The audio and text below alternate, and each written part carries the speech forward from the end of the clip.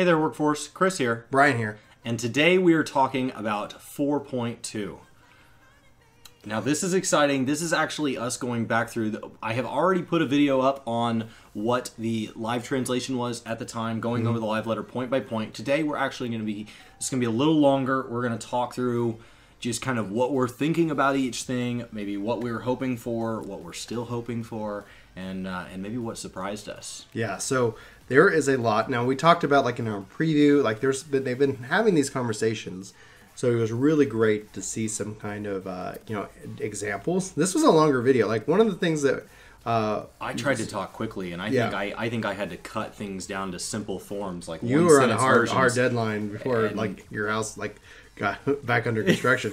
But one of the things I think was just really insane is that typical the live letters is like, okay, here's this, and then we're going to bring on a guest, right?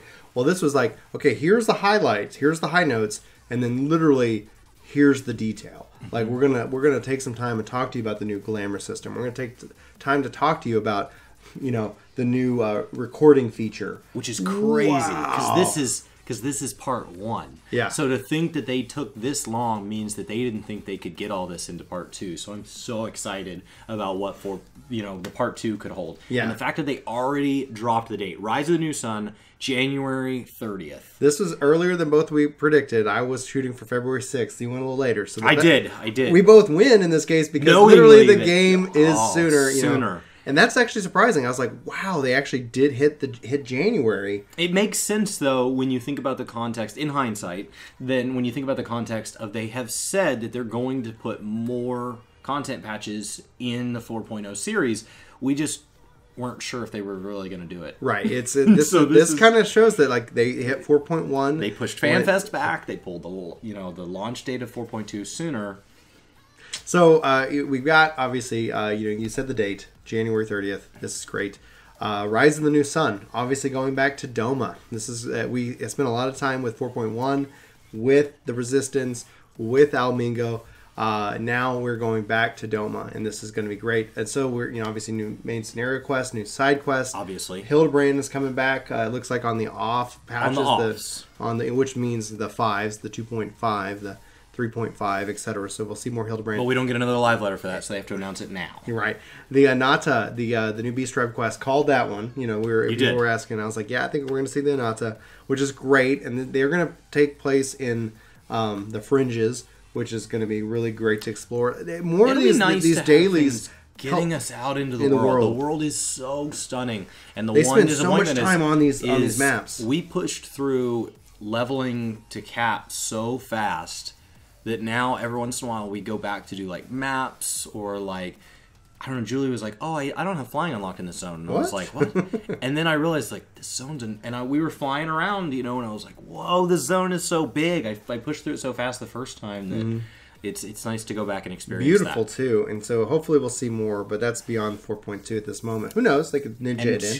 Two new dungeons. Hopefully we'll see a new, interesting way. I have loved the Stormblood dungeon so far. So Hell's Lid. Yeah. I would love to see some new mechanics. And then the second one is a hard mode, and it's Fractal Continuum Hard. And like they said, they're like on the even patches, we're going to get 2 dungeons, and so we're going to see these 2 added in to the Expert Roulette, which will be exciting. The dungeon that we had last 4.1 was great. And then obviously we're still getting more of that. So they talked about the new trials. So they're talking about the 4 lords. Right. The first is the tiger. Something, I don't know. Byakko? Yes, Byakko. And the Jade Stoa. And then, of course, we'll be getting an extreme mode of that as well. Yeah, and it's going to be good to see. Now, one of the things... screenshot was neat. Yeah, one of the things... And they'll see in the live letter part 2, they'll show him, in that fight getting destroyed solo as par for the course. But I hope that they kind of put this into the main story. I felt with Heaven's Word that the primals being off on the side detracted from it a little bit. Put the the normal fight into the story, then have the extreme unlock after that. They did that because they said they wanted to have more people quicker access into the extreme fights. But at the end of the day, I just was like, it was something that I was like, okay, I'll go do that, and then I never really think about it. I don't. Yeah, I never felt like I got into those, even into the roulettes for those at that point. I would tell you the story, and if you feel like you need a middle difficulty, then come out with something above extreme. Yeah. Have a Savage Extreme that takes place after that, and so then extreme can take the place of what a normal, kind of a little bit harder than a typical player would want, but still very attainable by, you know, Duty Finder, and then have that Savage Extreme for the people who really like that, just getting their face slammed into the wall for progression. And I'm happy, and obviously we knew this was coming, new Omega Sigmascape modes and the Savage as well. Not everybody thought it would be Sigma. Some people thought it would be kind of Alpha, and we would be counting that way, but it seems like we're going the opposite direction. So Sigma, I'm very excited about it. I thought so far the Omega fights have been phenomenal. Yeah, I've really enjoyed those fights to the point where I really am excited when I go and I'm like, yeah, I'm gonna go run, I'll run those in C. So that's going to be the new. Obviously, we're going to do with that. We get a new tombstone, Mendacity or what would Mendacity? Mendacity. Oh gosh, this is going to be Mendacity. I wonder if they're like this. Let's see Brian try to say this word. More syllables. Yeah, new. So obviously, we'll see. Who knows? I'm assuming obviously 4 turns for the new raids. And the big one that we talked about, and this is actually a little bit disappointing from my perspective, is that we are getting Eureka, but it's in 2.5, so it's not. I'm not disappointed by this. Really? No, because I think I get slammed so hard when a patch drops to push through Omega, do my Omega, doing everything weekly, and so there's like just so much to do every week that sometimes in a given week, if life gets busy, I'm barely getting done capping on tomes and finishing everything I think I should finish.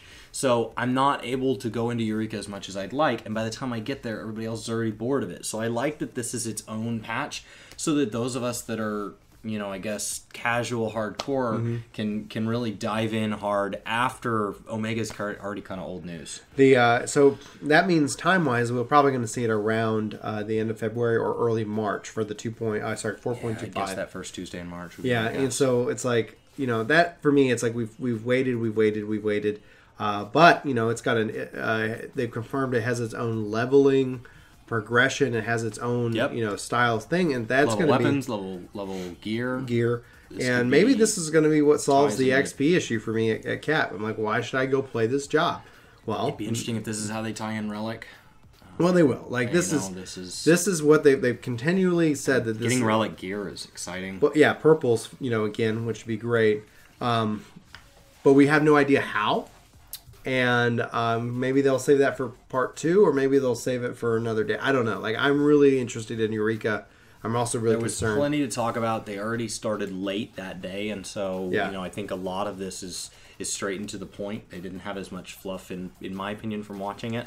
And so I really look forward to part 2. So they moved on to Pdp updates, and they showed us the new map, that Crystal Tower themed, but not actually part of the Crystal Tower. Yes. That's one of the things I've been saying to Chris. It's like we need new maps. We need a new map for Rival Wing. Like I want that they have the modes, and then they just have all these great maps. They didn't talk about Rival Wings much. Rival Wings is really good because it's you haven't played new. It yet, but it's pretty new. I haven't. You haven't experienced it. I think you'll like it. It's a lot of fun.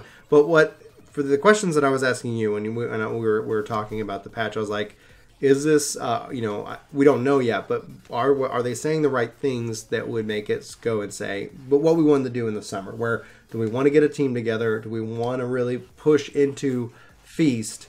Because you have team registration. You do. You get 16. You get 6 team members. You register as a team. And that means it's important. It means it's like, are we forming a team, or are we going to try to figure that out? And what does that look like? What's the schedule? And they talked about scheduling of PvP times to kind of try to get more people into matching at the same time. Which is something we've talked about. Right. Excuse me.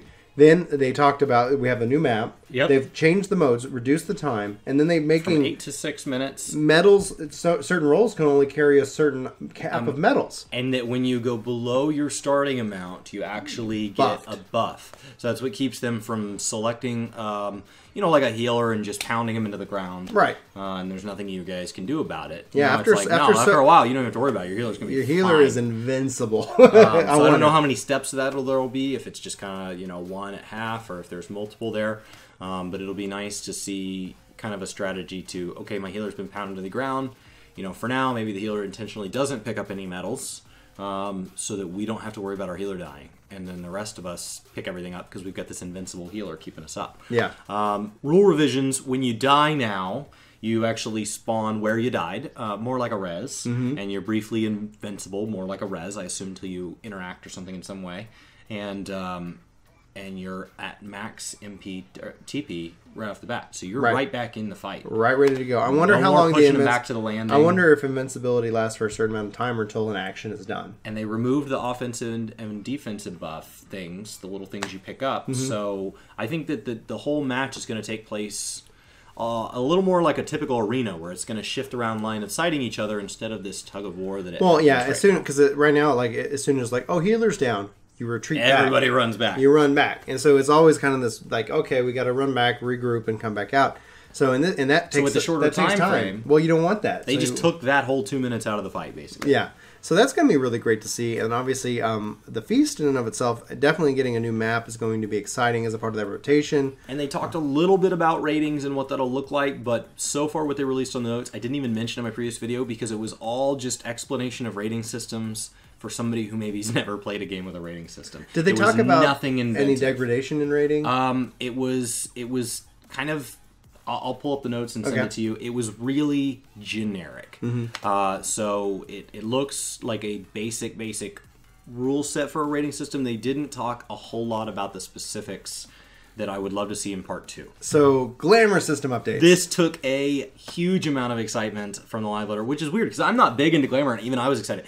Now, the one word that I still see being used here, and I thought maybe it was a mistranslation in the live translations, they're calling them commodes. Like, you're literally just flushing these things down the toilet, and you now own these glamours. It's awesome. Yeah, I thought awesome. Ensemble was a good word, you know, because you can build basically glamour sets as ensembles that you can then apply, which was one of the things I wanted. I'm like, if I build out a really cool look, I want to just have it, and then I just want to, like, oh, I got a new piece of gear, reapply my ensemble. I just want to look like this. And I don't want my black mage to look like my red mage just because I'm sharing that Omega gear. Yeah. Right? So it looks like you've got basically 200 inventory slots to do this with. They were very clear. If you have a perfect glamour setup now and you're like, oh my gosh, I don't know what I'm going to do. Like, I don't know where all those items are. They're lost on my retainers. They said they're going to try to interact it so maybe those will already be pre-commoded. Pre-ensemble, pre-commode. Those will be pre-flushed for you. So, nice little courtesy flush from Square Enix. Yeah. This is exactly what you were talking about. Exactly. Yeah. I want to just. It's not crazy different than other games. It's just put in that kind of Final Fantasy style. That's going to be a huge return of inventory space for legit reasons. Like, I'm no longer carrying this stuff. I'm just going to turn it, flush it into the commode. Flush it. I would love to see that limit increase over time. I'm sure it will. 200 is a nice start, but speaking of inventory space, 999. This is perfect. It was so frustrating that this wasn't already the case. Thank you, I guess. This is huge. This is all those stacks of 99 now can just stack up, and you could be out gathering for so much longer. I literally would gather until and the worst was fishing. You'd fish till your inventory is full, and it's like, oh, that was only 40 minutes. Well, then you still have your bait. You still have it's like all these things that are just like, okay.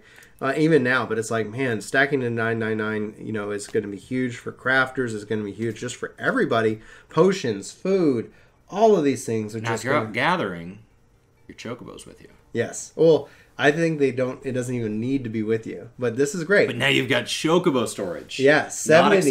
Not accessible from the duty. The duty while in duty finder. Not accessible while on the market board. So it doesn't even seem accessible while you're talking to vendors. Chocobo saddlebags, and it's 70 additional literal slots. Storage. And literal storage that you can access. Put your bait there. Yeah, perfect. That's a great idea. Like, you don't, but it's also a way that, like, oh man, I want to. You just want to offset some stuff, put it in there. You don't have. It doesn't. It's not impacted if your chocobo summoned or stabled. I think Mr. Happy said he was going to rename his chocobo Tackle Box. Tackle Box. That's brilliant. Good job, Mr. Happy. But I love this. This is kind of very similar to something they did in 11 with the satchel. They had this satchel, which was this extra inventory, the offset that you could have access to, and it was really like quite substantial and helpful. But yeah, it's not the easiest thing. It's still like you have to transfer stuff, but I don't care. That's 70 additional slots for those things that I don't need that often.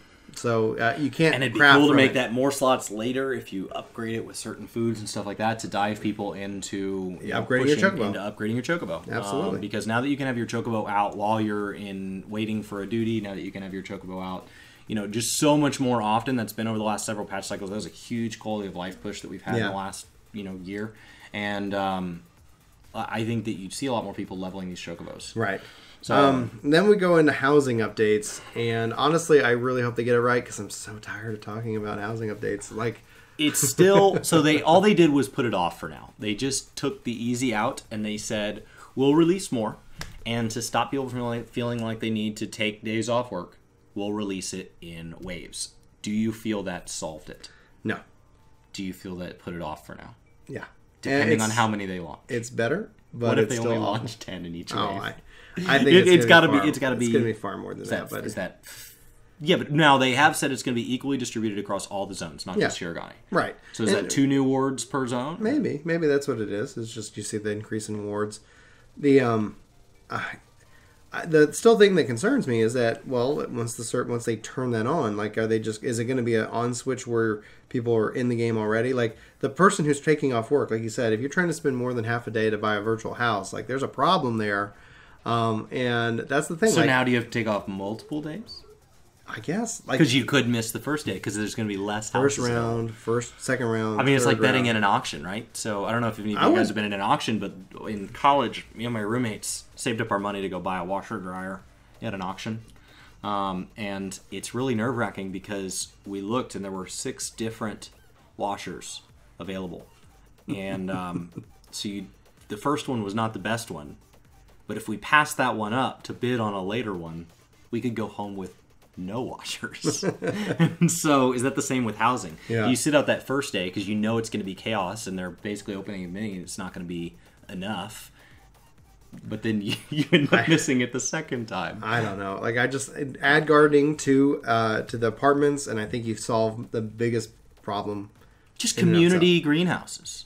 Just phased. I go into a community greenhouse and I have a plot. Flower pots. Everybody allow them to grow vegetables.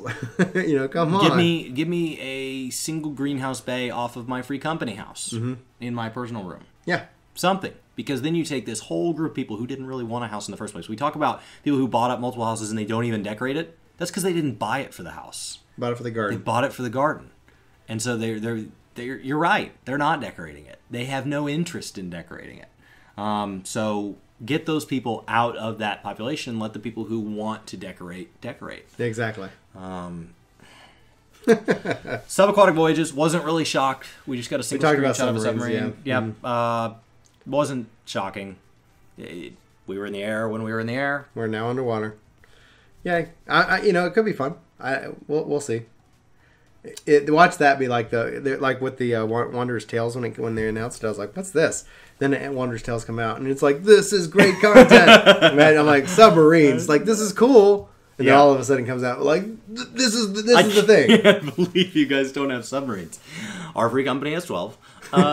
So, new Tombstone, Mendacity, and more to Hidden Canals of Uznair. I wasn't shocked we got a new Tombstone. I wasn't shocked that it was a weird word. I was shocked that they're adding more to Uznair. They're really doubling down. I love this content. I love Uznair. So much fun. If you guys haven't done maps, they have dropped. I expected them to not drop in price because we are still making the same money or close to it that we were when it dropped, and now the maps are selling for next to nothing. Yeah. I think it's because the random map is so rare, and when you get it, you have to have a group. It's tough. It is not. Well, it's right now. It's right now tuned to like 340. So it's no joke. Right. You're bringing a big group with you. The question you got a lot of friends. Is this adjustments to the Uznair going to also be adjustments as a part of the gear level going up with this and patch? How do we get to this? Is this now hidden off the hidden? Is this are they going to put maps within maps within maps? Mapception. Bro.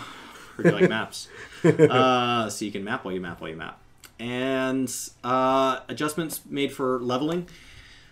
This gets some criticism because people say, oh, it's an easy mode button. But that's not fair. Because for leveling your battle classes, you've got leaves. For crafting, you've got leaves. For leveling, you've got dungeons. For crafting, you've got an occasional quest, some turn-ins. You've got dailies for leveling your classes. You have dailies for crafting, but like this list really stops growing for crafting. And the battle class, and then we've got now I'm off in these other zones, and I'm off doing deep dungeon, and all of these things center around battle classes. And these crafters over here, it's like, well, if you want to be an end game, you just need to put your nose to the grindstone and push. And I think crafting overall, I would love to see more emphasis in its importance. It feels like they'll have eventually, whether it's this patch or the next one, where they'll introduce recipes that they can make, and they can't make the highest level gear. This is the step. This is the foundation. It's a step, yeah. You get people to level cap, and then you give them something to do with it. You can't just give them something to do with it, and then all the people who are there make all the money while everybody else is pushing through the content. Exactly. Anyway, I'm just now. I craft for the auto repair. That's all I do. That's all I care about. So I've just never been really big into it. So I'm hopeful this puts more people into it and they enjoy it, because you need to omnicraft. That means you need to really have all of your crafts up to a certain level just to help benefit from that in and of itself. So we pushed through everything off the first thing. At this point, some of the things we talked about were actually in this next section. They went back through. So we're just literally following the patch notes here. And so here's your team ranking. Team ranking is a value that represents a player's relative skill as a member of an organized team. Unlike solo rank matches, it'll automatically move up or down depending on ranking. Furthermore, we're considering making changes to solo matches where the rankings are based on their ratings. And further making a spectator mode. It really seems like they're trying to push towards some form of tournament setting, but catering to the fact that this is still a casual audience. So if you have a friend who's never played the game and they want to join in, that they're not penalized because you're at some, X rating. Like, oh, I'm at 2400, you start at 500. It's going to suck for you. So you want to have some respect there, but you don't want it to be able to be abused, where it's like, oh, we just have a friend spin off a new character, and level it up to the minimum level, and now we're back into whatever. It'll be interesting to see what they do with it. One of the things that I want with the rankings is still some kind of degradation. That if you're not involved and you're not playing, that your ranking goes down, because it's important. Because essentially you get, we hit this rank, and then no one will ever catch up to us. So we're not. If we go into a match, we have a chance of only hurting ourselves as opposed to helping ourselves. Right. And that's where it's like, if they aren't playing, that needs to also be considered hurting themselves. And it has to be at the balance of where the risk of not playing for a certain period of time is the same as just losing. So that way it's like, nope, we need to be playing so that we can get those wins, etc. Otherwise, you just build out a lead and you just sit on it until you get your rewards for the season. The big thing that I'm excited about, and I think any content creator on any platform, but namely YouTube, I think is going to be really excited about the Duty Recorder. Now, they went into detail about this, and they showed it for a long time. And this is amazing. A long time playing in it. It's actually not filming anything, but it's taking all the bits and data and things like that. And that's why everybody has to agree that you are allowed to capture this data. And it's still going to change your name to the base class, so if it ever gets used later for content. But this is helpful for things like progression rating. Looking at who's line of sighting something well. Looking at, this is how you go back and say, I know on your screen you think that you're left. But according to the official record, you're not. So maybe push a little further.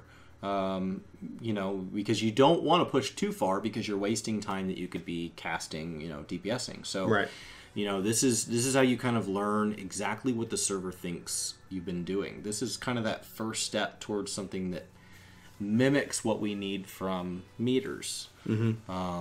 It's a feedback response. It gives you the ability to go back and see who is doing what, who really did wipe the raid, and they've put protections in place. Everybody has to agree, and it doesn't use names, so there's really not an easy way to use it to just trash people. It's meant to be constructive. And I like it. When we talk about putting guides together, forming that group, going in, and then being able to use that footage and that replay to highlight mechanics from the boss's perspective, from a tank's perspective, from a healer's perspective. I think what we're going to see here is the ability for us, and other content creators out there, is to use this data to help teach other people, to really kind of help them explore and experience the content in and of itself. What it Right. does mean, though, what we have to figure out now is because typically maybe we team up with somebody from the community, etc. We have to have a full party. Yeah, now. well, yeah, full party for like the raids, for Omega, Cinemascape, and all that. On launch day, because we try to get this stuff to you fast. Yeah, we're gonna have to say like, okay, we got to do it. You could see a significant slowdown in the number of videos that come out of YouTube in general, just from all creators, because now Happy, us, MSQ, Dammer. I mean, there is a whole host of us that put out varying guides on varying content. And now, if we want to use this feature, that has to be done in a full party. I don't disagree with why they did it. I think this was a constructive way of adding a tool that can only add to the game, theoretically not take away.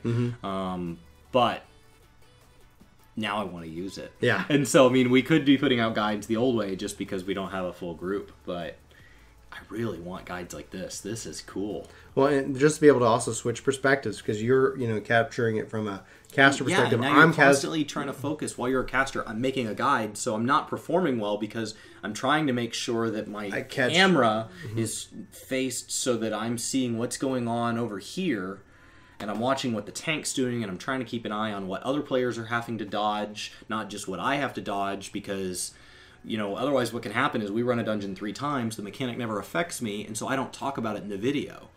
And so and then everybody's like, oh, you never talked about it. I was like, oh, we skipped that phase, or we did this, or you didn't see it, or it didn't have any impact on you. So it's a tank buster, so the tank has to be ready for it. Now we can analyze that footage. Even from the boss's perspective. Yeah, here's the boss, here's his positioning, here's everybody. Like, where's the healer standing? Where's this? And what do we all see happening? Because you miss it. Like, yeah, because we're capturing it. What I'm going to be interested to see is that, does this negate us video capturing the content, and is the quality high enough in this that we hit the record in game, run the content, and then we go and make our videos based off of that. But outside of content creators, there's a huge benefit for progression raiders to see these content, to go and analyze it. Like, okay, we're not playing it right now, but we have this stuff. We can go look back at it together. We can, look at what we did right, what we did wrong. Now, it's only saving 3 attempts. So for a true progression raider, this does shift the schedule. Yeah. Because you can't just push through the first boss with 6 attempts, and the second boss with 6 attempts, and the third boss with 6 attempts, and use this tool. You really have to do 3, stop what you're doing. And because it's not a traditional recording, it's stored kind of in-game. There's really no way to kind of export those and then review 20 of them later. Right.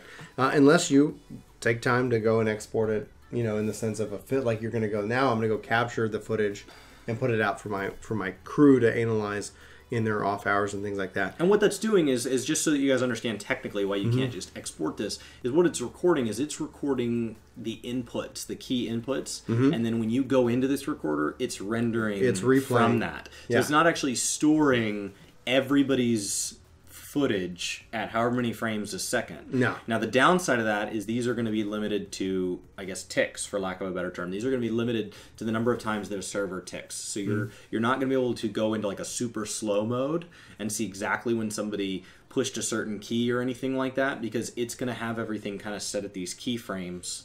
But that's what keeps it. I mean, they said these things could be up to 2 hours long.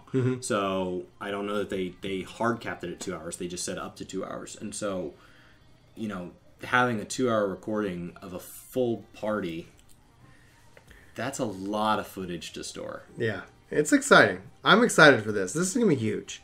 I think this is going to really help. And then, if nothing else, if you don't, look at guides and stuff on that on YouTube and those different platforms, if you have your 4 team of 4 people or 8 people, you can analyze your own footage. You can hopefully get some sweet screenshots. Yeah. Oh, and then group pose. It supports group pose, idling camera, all these different things, hiding of the HUD. So you can really there's gonna be some amazing screen captures that come out of this. I think so. This is the evolution of the group pose. It's like, man, what else is next? Like they really have gone above and beyond. These captures. Using an emote mid-battle. That's us dancing right as the axe comes down from some giant boss. Awesome. I'm excited. I am excited. And that's really it. So what do you think? Was this enough content? Yeah. This so far, I'm running off the theory that 4.2 is bigger than 4.1, and rightfully so. I mean, you've said it before, and I think anybody who's been, in playing this game for any period of time will know that, like, the stuff that they don't even talk about, that when you go and read the patch notes, is giant. Like, it's like, oh man, they did this. Because one of the things that, like you said, Eureka, this could be all we hear about it, and then it could drop, and it could be the next. Just like, it's like, oh man, this is, 2 hours of patch notes talking about how Eureka works. The relics, a lot of the stuff, I think, and what we'll see, and this is also kind of, gaming is seasonal. A lot of people, I think, are going to be available. It's going to be cold outside here in the North Hemisphere. So a lot of people are going to be playing more games. So this is, I think, going to fall right at the perfect time. I don't think, I remember 3.2. 3.2 was my highlight patch for Heaven's Word because it just had all the content. You had the newest raid. You had all this stuff. And, coming off of, anybody coming off of a break, it's like it's cold outside. Hey, it's cold outside. Let's play some Final Fantasy. It's like, you're going to end up having a ton of, And those of us like me that took most of 4.1 off because 4.0 was so big. Yeah, and it's good. Again, I always stress that take breaks, people. I played a little bit of the odd patch, and then I really pieced out to play a lot of other games. I mean, I've been playing a ton of other games. Yeah, the fall lineup was huge. But yeah, you're going to have January. I think there's going to be a lot of content with this. I think it's right to feel hyped. I think 4.2 will deliver anything that did slip out of the 4.1. 4.1 was a huge quality of life updates.